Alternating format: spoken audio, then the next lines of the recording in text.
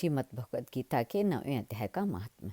महादेव जी कहते हैं, पार्वती, अब मैं आदरपूर्वक 9वें अध्याय के महात्म्य का वर्णन करूँगा। तुम स्थिर होकर सुनो। नर्मदा के तट पर महिष्मती नाम की एक नगरी है। वहाँ माधव नाम के एक ब्राह्मण रहते थे, जो वेदांग के तत्वज्ञ और समय समय पर आने वाले अतिथियों के प्रेमी थे।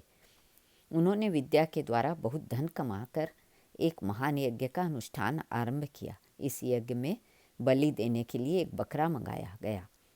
जब उसके शरीर की पूजा हो गई, तब सबको आश्चर्य में डालते हुए उस बकरे ने हंसकर उच्च स्वर से कहा, ब्राह्मण, इन बहुत से यज्ञों द्वारा क्या लाभ है? इसका फल तो नष्ट हो जाने वाला है तथा ये जन्म, जरा और मृत्यु के भी कारण है। यह सब करने पर भी मेरी जो वर्तमान दशा है, इसे देख लो। बकरे के इस अत्यंत कौतूहलजनक वचन सुनकर यज्ञ मंडप में रहने वाले सभी लोग बहुत ही विस्मित हुए। तब ये यजमान ब्राह्मण हाथ जोड़ अपलक नेत्रों से देखते हुए बकरे को प्रणाम करके श्रद्धा और आदर के साथ पूछने लगे। ब्राह्मण बोले, आप किस जाति के थे? आपका स्वभाव और आचरण कैसा था तथा किस कर्म से आपको बकरे की योनि प्राप्त हुई है, यह सब मुझे बतलाइए। बकरा बोला, ब्राह्मण, मैं पूर्व जन्म में ब्राह्मणों के अत्यंत निर्मल कुल में उत्पन्न हुआ था, समस्त यज्ञों का अनुष्ठान करने वाला और वेद विद्या में प्रवीण था।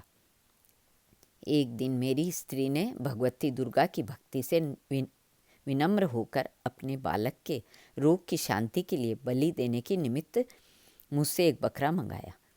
तत्पश्चात जब चंडिका के मंदिर में वह बकरा मारा जाने लगा, उस समय उसकी माता ने मुझे श्राप दिया, ओ ब्राह्मणों में नीच पापी, तू मेरे बच्चे को वध करना चाहता है, इसलिए तू भी बकरे की योनि में जन्म लेगा। द्विजश्रेष्ठ, तब कालवश मृत्यु को प्राप्त होकर मैं बकरा हुआ। यद्यपि मैं पशु योनि में पड़ा हूँ, तो भी मुझे अपने पूर्व जन्म का स्मरण बना हुआ है। ब्राह्मण, यदि आपको सुनने की उत्कंठा हो तो मैं एक और भी आश्चर्य की बात बतलाता हूँ। कुरुक्षेत्र नामक एक नगर है जो मोक्ष प्रदान करने वाला है। वहाँ चंद्र शर्मा नामक एक सूर्यवंशी राजा राज्य करते थे। एक समय जब वे सूर्य ग्रहण लगा था, राजा ने बड़ी श्रद्धा के साथ काल पुरुष का दान करने की तैयारी की।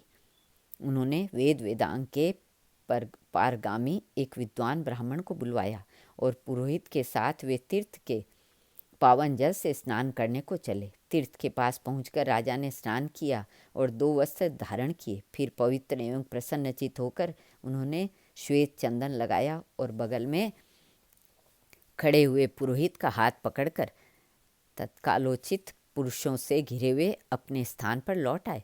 आने पर राजा ने यथोचित विधि से भक्तिपूर्वक ब्राह्मण को काल पुरुष का दान किया। तब काल पुरुष का हृदय चीरकर उसमें से एक पापात्मा चांडाल प्रकट हुआ। फिर थोड़ी देर बाद निंदा भी चांडालिनी का रूप धारण करके काल पुरुष के शरीर से निकली और ब्राह्मण के पास आ गई। इस प्रकार चांडालों की वह जोड़ी आंखें लाल किए निकली और ब्राह्मण के शरीर में हठात प्रवेश करने लगी।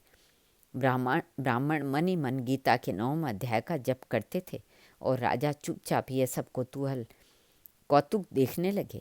ब्राह्मण के अंतःकरण में भगवान गोविंद शयन करते थे, वे उन्हीं का ध्यान करने लगे। ब्राह्मण ने जब गीता के 9वें अध्याय का जप करते हुए अपने आश्रयभूत भगवान का ध्यान किया, उस समय गीता के अक्षरों से प्रकट हुए विष्णु दूतों द्वारा पीड़ित होकर वे दोनों चांडाल भाग गए। उनका उद्योग निष्फल हो गया। इस प्रकार इस घटना को प्रत्यक्ष देखकर राजा के नेत्र आश्चर्य से चकित हो उठे। उन्होंने ब्राह्मण से पूछा, विप्रवर, इस महाभयंकर आपत्ति को आपने कैसे पार किया? आप किस मंत्र का जप तथा किस देवता का स्मरण कर रहे थे? वह पुरुष तथा वह स्त्री कौन थी? वे दोनों कैसे उपस्थित हुए? फिर वे कैसे शांत कैसे हो गए? यह सब मुझे बतलाइए। ब्राह्मण ने कहा, राजन, चांडाल का रूप धारण करके भयंकर पाप ही प्रकट हुआ था तथा वह स्त्री निंदा की साक्षात मूर्ति थी। मैं इस दोनों को ऐसा ही समझता हूँ। इस समय मैं गीता के 9वें अध्याय के मंत्रों की माला जपता था। उसी का महात्म है कि सारा संकट दूर हो गया। महीपते, मैं नित्य ही गीता के 9 अध्याय का जप करता हूँ। उसी के प्रभाव से प्रतिग्रह जनित आपत्तियों से पार हो सका हूँ। यह सुनकर राजा ने उसी ब्राह्मण से गीता के 9 अध्याय का अभ्यास किया। फिर वे दोनों ही परम शांति मोक्ष को प्राप्त हो गए। यह कथा सुनकर ब्राह्मण ने बकरे को बंधन से मुक्त कर दिया और गीता के 9वें अध्याय के अभ्यास से परम गति को प्राप्त किया। श्री कृष्णार्पणमस्तु।